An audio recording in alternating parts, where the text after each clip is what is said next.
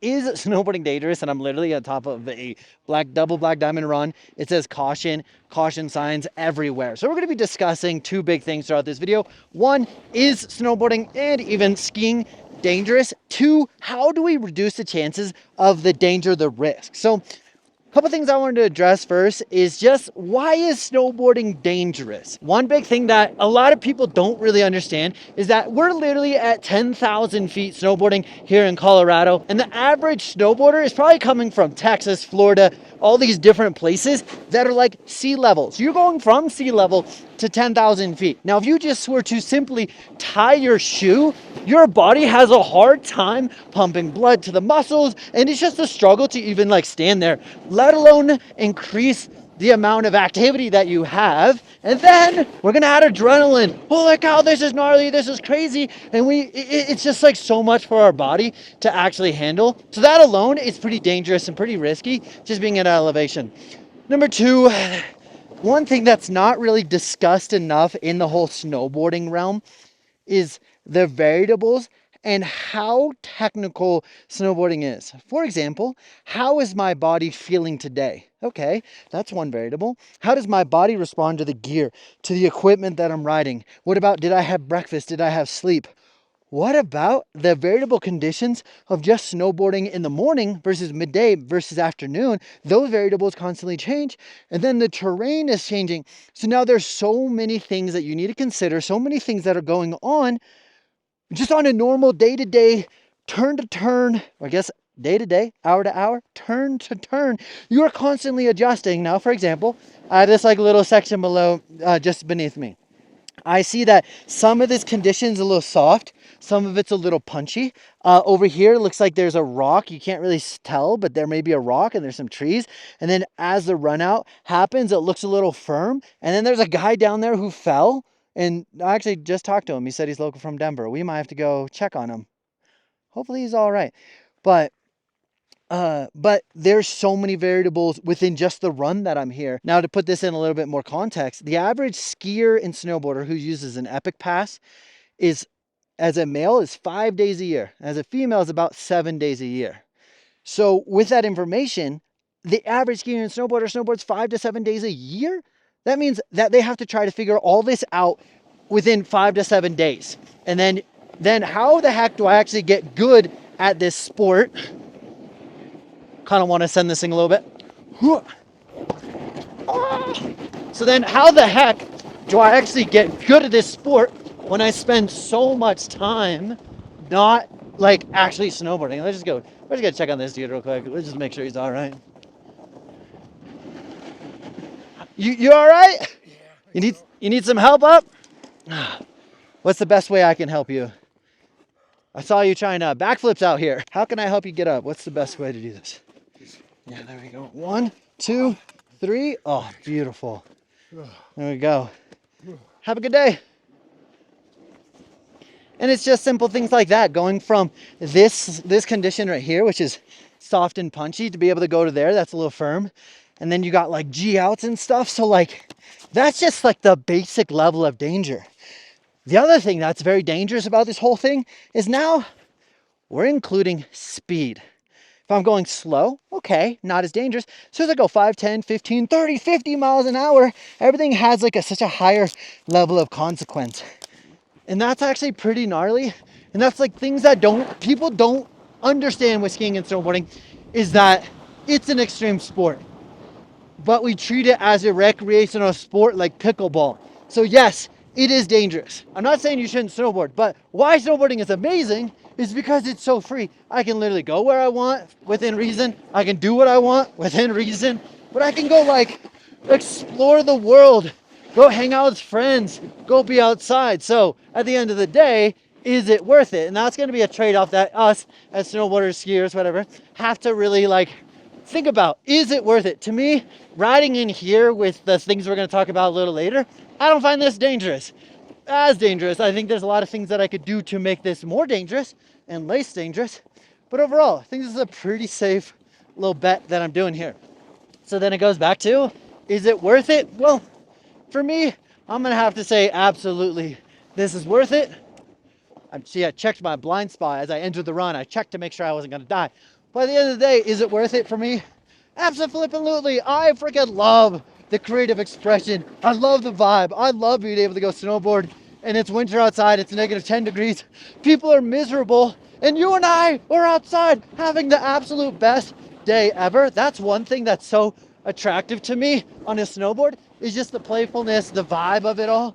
And we're doing stuff to have fun while other people are not having fun. So I think that's also pretty cool. Now, let's dive into the thought process of how do we actually make snowboarding as safe as possible. Within this channel, I do talk about body positions a lot. Now, if you're looking for a specific skill, type in Tommie, Bennett, turns, carving, switch, whatever it is. That's gonna be a more deep dive video on that specific topic, but 3 things to know. 1, body positions are gonna be the gateway to the most freedom, creativity, and safest riding possible. If I'm putting myself in a bad position, which is gonna be like super hunched over here, or I'm super back seat, these body positions are actually hindering my ability. One example that I use is imagine you're driving a car and the steering wheel constantly points left, but you wanna go right. You're like constantly fighting each other, which is not conducive to a good time, nor to a safe time. So if we can put ourselves in a better body position, we're gonna be able to be adaptable. Like there's a little bumper, a little roll over here. I'm gonna do a frontside 360 off of my toes, and we're gonna vibe it, we're gonna send it, we're gonna land, but because I'm landing in such a strong body position, I'm able to survive. Because I'm taking off in a strong body position, I can survive. And then because I have all this knowledge of utilizing my body, my board, and the environment, not only are we surviving, we're thriving. So if you can really understand being in a better balanced position, and just to like say it real quick, the ideal body position is in your traditional athletic stance. What I mean by that is if I were to like try to go down flat base, I can be able to do a squat like this. Most beginner snowboarders have their lead shoulder open. So as I try to do the squat, notice that my body isn't getting in that good squat position, including the ankles, the knees, and the hips. It's like here. But I should be in a athletic position like this, and the only thing that changes is my head. That's like the universal safe body position for most situations is going to be here. Obviously, if we're trying to do 180s, 360s, the body position changes, but this body position is so powerful because I have range of motion, means I have power and I can absorb. I also have balance. Look, I can stay flat base and I can go flat base, stand up. If I'm out of balance, I would have to favor my toe side, or I would favor my heel side, which is automatically telling me that I'm out of a strong body position. So if you can be in a balanced position, that means you can ride flat base without needing to go heel side or toe side. Let's hop on the chairlift and send it. Hello. Hey, hey. And goodbye. Not yet. Oh yeah, okay, that was a little awkward, huh? Not yet. Now we're just sitting here, awkward. Okay, see you later, man. Thank you, bye. So does that make sense in terms of like, if you can be in a more centralized, centered body position where your body can biomechanically be used in an optimized manner?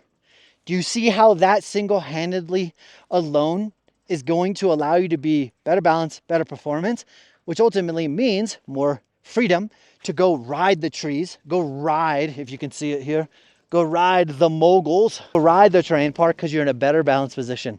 When you're in a better balanced position with better performance, you've dramatically decreased the chances of injury. One of there's like, I truly believe there's like 3 reasons why people quit skiing and snowboarding. 1, they're bored. So a lot of the content that I make in short form specifically is about inspiring people to go learn things. So that's why I do that. So you're bored. Another one is you get hurt and you're no longer willing to risk it for snowboarding. You're like, I don't want to get hurt anymore. And number 3 is you have nobody to snowboard with. So I'm doing my best to fix or help keep people in the sport the best way that I can, which is going to be get people inspired, keep people safe. And I'm still trying to figure out the whole friend finder thing. That's a whole nother discussion we're not going to talk about right now. Also, by the way, if you're looking for jackets, goggles, or gloves, today's video is sponsored by benetek, which is my company. And holy cow, am I so excited about benetek. As much as it's been stressful, it is so fun trying to create something where somebody's going to ride it and enhance their day and make their day more awesome. So there's little things in this jacket that I created to help you have a better day, like a pass pocket right here. Go to the scanner, pass pocket. There's multiple pockets here, so you can separate your phone from your snacks, from your camera, plus it's waterproof. Then we also have this anorex. Now check this out. This allows me to like open it up, put it on and off pretty easily. But then the best, almost lost my glove, imagine. And the best part is it also acts as a vent. So now we can cool down because it's 40 degrees and I have a puffy on underneath this because I don't know what I'm doing. So if you're interested in picking up goggles, jackets, or anything like that, go ahead and check out shopbenetek.com. I don't know where the sun went. Dang it. But number two kind of thought process is ride with somebody. Now, I'm a big advocate of people taking lessons because it's going to help you become a better snowboarder. You expedite it, whatever. But you also, if you can ride with people, it allows you to like try new things, have fun, get some feedback. You're like, hey man, can you check this out? Like that thing. And they may have knowledge or not, regardless. But another thing is, what happens if you do get hurt? Well, right now, we're going to do a bad example, and we're not actually going to get hurt, I hope. I go into these trees, I mistime my turn, and I wrap my knee around a tree in here, and now I'm hurt. The chances of somebody finding me, pretty hard, because how the heck do I describe where I am? Well, I don't even remember what chairlift I went on. I don't even remember what run I'm on, right? So like, if you can have a friend with you, it's just going to make things a lot easier, especially when you're riding trees. A good rule of thumb, and I did this a lot when I was coaching competitive athletes or instructing for like whatever, 12 years, is like, you want to ride with a buddy in case something happens. It's just like a good rule of thumb. My snowboard days, probably like 65% of my days have actually been alone. So obviously that might be a little hypocritical, but in a perfect world, I'm going to have a friend. But because I am riding alone, I'm choosing different terrain. I'm literally thinking about riding more of a groomed run and not even riding park, not sending cliffs, not hitting the gnarly stuff that I would normally hit, just in case something happens. I want to be able to be fine, right? Or in the middle of the open where somebody can just like call Steve Patrol so that I am safe. And that's something that I'm doing as I'm getting a little bit older. Still vibing, still excited, but just making adult-like decisions. Where when I was younger, I'd just go be reckless, absolutely get cooked, and then I'm by myself, which has happened many times. Let's go. The sun is back. I freaking love the sun. It's just such a game changer and such a energy changer. But tip number 3 / pillar number 3 is going to be acquiring as much knowledge as humanly possible. Now, knowledge is obviously going to be watching YouTube videos, is taking lessons, doing camps, whatever it is. A couple resources down below if you're looking for camps or an online lesson to help expedite that. But that's also experience. The more I can experience situations like this where I'm like, oh, I read the terrain. Now I have the knowledge on how not to die. Oh, I know that on certain parts of the day, I need to avoid the shade, or maybe it is okay to ride the shade. The more you can get experience, I was going to say $1 million of experience, but you know, you're trying to get like 10 years worth of experience as soon as possible so that you can have that freedom. And the more that you get the knowledge, the more fun you're going to have, but the safer you're going to be. And a lot of this channel, we do talk about body positions and not explicitly talk about safety, but a lot of the stuff we do talk about is body positions, awareness, how to, does come back to having the safest,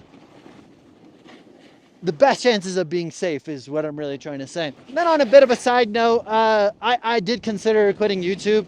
A lot of that did stem from that I was spending 80% of my time editing for like 10% revenue.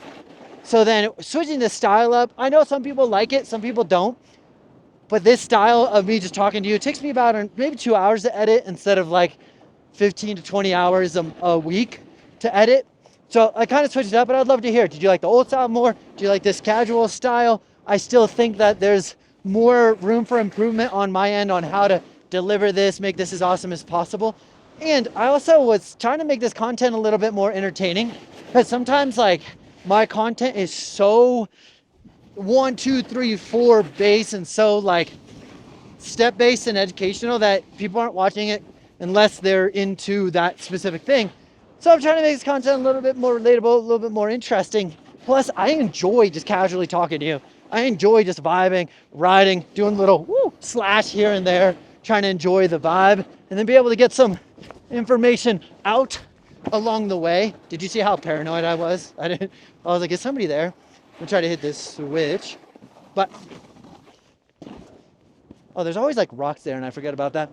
But like a little bit more casual of a vibe and a little bit more entertaining. So yeah, I'd definitely love to know, do you like this style of video? Also comment down below, what other topics do you want to learn about, know about, hear about from my perspective?